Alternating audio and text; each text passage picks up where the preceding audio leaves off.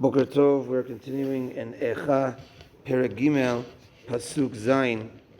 So Yirmiyahu continues to talk about how difficult the feelings were at the time of the destruction. And the Pasuk says, Gadar ba'adi velo etzeh hichbid nechashti. I was fenced in. Velo etzeh, I was not able to leave. Hichbid nechashti, and my chains were made even more heavy. Gam ki ezak v'ashavea, even if I cried out, even if I plead, satam tefilati, my prayers were closed. Gadar derachai begazit, my my ways have been fenced in with stone. Netivotai iva, and my path have been crooked. So velo etzeh, says Rashi, I was not able to leave, was because all around me was different types of enemies, etc. So where was I to run? Where was I to go? Hichbid nechashti is the chains around my feet. I wasn't even able to move.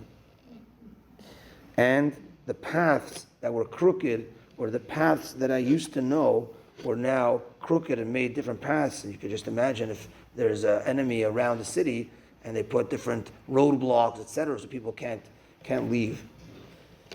The Al-Shicha Kadosh explains the following. He says these Pesukim first talk about a person like in jail, and second talk about a person who's in hiding on his own, trying to survive wherever he's hiding from the enemy. So the first person is, let's say, someone who's in jail and he's been fenced in. He can't leave. He's already in chains, and his chains are even more heavy. What he means over here is the following. Let's say there's a person that's in jail. So, and the jail attendants don't want this guy to leave. And they're worried maybe he might try to dig a hole under if it's back in the day type of thing, or if somehow there was some opening, he'd run.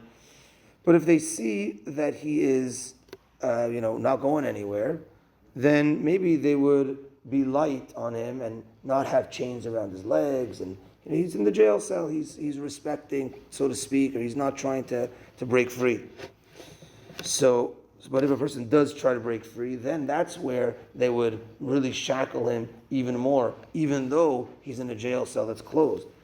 So Yirmiyahu says the feeling was, Gadar ba'adi, the way the Al-Shicha explains, I was infenced. I was in a cell. I didn't leave. I was here. I understood this. That's it. I'm trapped. Nevertheless, hichbid nechashti. Nevertheless, they still put the shackles very strong on my legs and very strong on me. I wasn't a threat. I wasn't going to leave. Nevertheless, they still shackled me in very tight. Unbelievable. And then he says, because the next pasuk is, I screamed, I plead, my prayers were blocked. With prayers to Hashem. Satam tefilati. So he says, you might say that there's a special tefillah when it comes to someone that's in jail to come out. And this is the famous Tehillim, I think we say this on Rosh Hashanah. Yoshvei choshech v'tzamavet, asire oni uvarzel, ki himru imrel, right? Asire oni uvarzel. The one that's the poor one, that's asur, that he is in jail, he's trapped with metal. Vayizaku ela Hashem batzar lahem, right?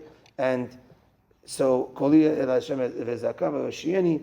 So we call out to Hashem, and usually there's a special tefillah for someone that's in jail, someone to get out. Nevertheless, satam tefilati, and my prayers were blocked, and we felt the total despair. We were in this time of the destruction of the Beit HaMikdash, and total despair. And then there is the person that's in hiding on his own. So the way the Al-Shicha explains is, Gadar derachai begazit, my paths, they put stone on the way.